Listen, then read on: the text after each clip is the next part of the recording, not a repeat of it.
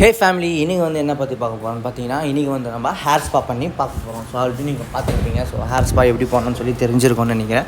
But still நம்ம ஸ்டைலில் பண்ணுவோம். அப்போ தான் கொஞ்சம் சாட்டிஸ்ஃபைடாக இருக்கும் எல்லாருக்குமே, என்னோடய சப்ஸ்கிரைபர்ஸ்க்கு மெயினாக என்னோடய ஃபேமிலிக்கு. ஸோ ஃபஸ்ட்டு வந்து பார்த்திங்கன்னா நம்ம வந்து பார்த்திங்கன்னா ஸ்கேல்ப் செக் பண்ணுறோம்.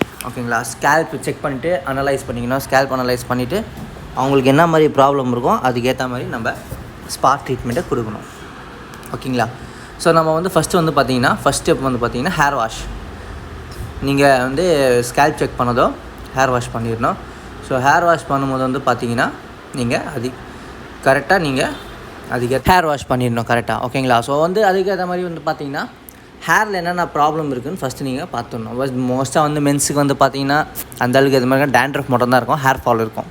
ஏன்னா பிரேக்கேஜு, ட்ரைனஸ் வந்து ரொம்ப எட்ஜஸில் இருக்கிறதுனால தான் அது ஆகும். அது ஃபீமேலுக்கு மோஸ்ட்டாக ஆகும். ஸோ ஃபீமேலுக்கு நீங்கள் ஸ்பா பண்ணும்போது வந்து கொஞ்சம் கேர்ஃபுல்லாக பண்ணணும்.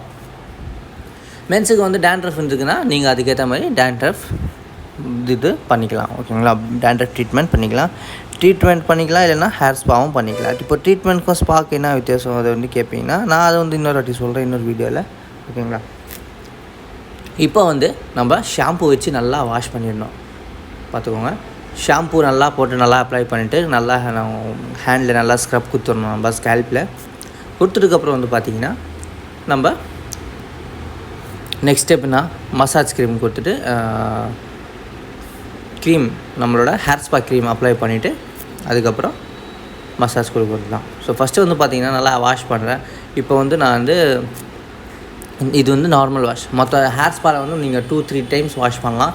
அந்த உங்கள் டேண்ட்ரஃப் இல்லைன்னா அந்த ஸ்கேல்பில் வந்து ஒரு மாதிரி அந்த ஃபங்கஸ் மாதிரி இருக்கும், அது போகிற வரைக்கும் நீங்கள் வாஷ் பண்ணணும். ஷாம்பு வந்து கரெக்டாக அப்ளை எடுத்துகிட்டு நாங்கள் நல்லா ஹேரில் போட்டிங்கனாலே போதும். வாஷ் பண்ணும்போது வந்து ரொம்ப ஜென்டலாக மைல்யூட்டாக வாஷ் பண்ணணும். ரொம்ப ப்ரெஸ் பண்ணி வாஷ் பண்ணக்கூடாது. நீங்கள் ரொம்ப ப்ரெஸ் பண்ணிங்கன்னா என்ன ஆகும்னா அவங்களுக்கு ஹேர் வலிக்க வாய்ப்பு கூட இருக்குது. இது வந்து என்னடா சீப்பு வச்சுருக்கீங்க அப்படின்னு பார்த்தீங்கன்னா, இது வந்து பார்த்திங்கன்னா நம்ம ரெகுலராக இங்கே போடுறதுக்கு தான். ஸோ டேண்ட்ரஃப்க்கு யூஸ் பண்ணும்போது என்ன ஆகும்னா அந்த டேண்ட்ரஃபோட இது வந்து அந்த ஃபங்கஸ் சப்போஸ் ஸ்கேல்பில் ஒட்டி இருந்ததுன்னா அதெல்லாம் ரிமூவ் பண்ணி ஈஸியாக விட்டுரும். நான் ஏன் இது யூஸ் பண்ணுறேன் அது யூஸ் பண்ணாமன்னு பார்த்தீங்கன்னா, இந்த சீப் வந்து பார்த்திங்கன்னா ஸ்கேல்பில் எரியும், அந்த சீப் வந்து எரியாது. ஸோ அதோட வந்து அந்த வைல்டோட கோமோட இந்த இது பார்த்திங்கன்னா டீத் பார்த்திங்கனாலே கொஞ்சம் பிரெத்தாக இருக்கும். ஸோ அதனால அது இருக்க வாய்ப்பு இருக்காது. ஸோ நெக்ஸ்ட்டு வந்து பார்த்திங்கன்னா நம்ம க்ரீமை வந்து அப்ளை பண்ணோம். இந்த பாருங்கள், நல்லா ஸ்கேல்பில் படுற மாதிரியே போடுங்க. அதே மாதிரி வந்து ஸ்கேல்பில் போடுறதுக்கு எல்லா ஷாம்பு, கண்டிஷ்னர், எல்லா மாஸ்க்குமே வந்து போட முடியாது. ஸோ அதுக்கேற்ற மாதிரி கரெக்டான மாஸ்க்கு ஸ்கேல்புக்கு போடணும். ஆமாம், அதே மாதிரி தான் சில டைம் வந்து நான் டேண்ட்ரஃப் இருக்குது பார்த்திங்கன்னா, நிறைய டேண்ட்ரஃப் இருந்துச்சுன்னா நீங்கள் ஜஸ்ட் லைட்டாக ஃப்ரண்ட்டில் இது பண்ணிங்கனாலே உங்கள் ஃபேஸில் ஃபால் ஆகும். ஸோ அந்த டைமில் என்ன ஆகும்னு பார்த்தீங்கன்னா பிளாக் பொரியாக வந்துடும். ஓகேங்களா? ஸோ அந்த பிம்பிள்ஸ் வந்தால் எப்படி இருக்குமோ அந்த மாதிரி ஆயிரும். ஸோ டேண்ட்ரஃபில் அப்படி ஆகுமான்னு கேட்டிங்கன்னா ஆகும். ஸோ அதனால தான் டேண்ட்ரஃப் வந்து எப்போவுமே கிளியராக பண்ணிக்கணும். இதுக்கப்புறம் வந்து பார்த்திங்கன்னா ஹோம் சர்வீஸில் வந்து நீங்கள் அவங்ககிட்ட என்ன சொல்வீங்கன்னா, கரெக்டான ஷாம்பு அண்ட் கண்டிஷ்னர் இல்லைனா மாஸ்க் என்ன இருக்கோ உங்கள்கிட்ட நீங்கள் அதை வந்து கரெக்டாக சஜஸ்ட் பண்ணிடணும். சப்போஸ் உங்களுக்கு சஜஸ்ட் பண்ண தெரிலனா நீங்கள் விட்டுருங்க, நீங்கள் ஷாம்பு மட்டும் கரெக்டாக யூஸ் பண்ணிக்கோங்கன்னு சொல்லுங்கள். ஓகேங்களா?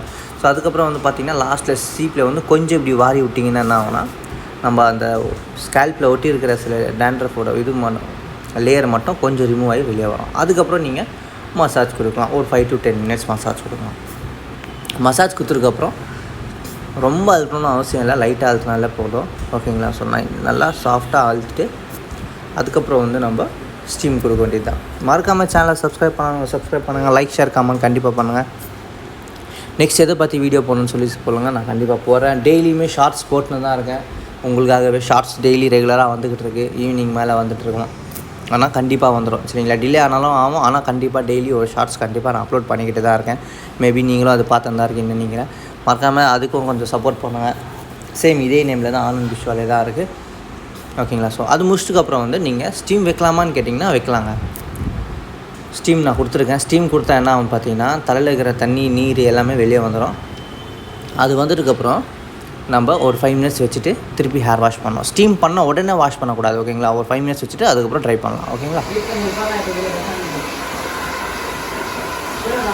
பார்த்து போட சொல்லுவாங்க.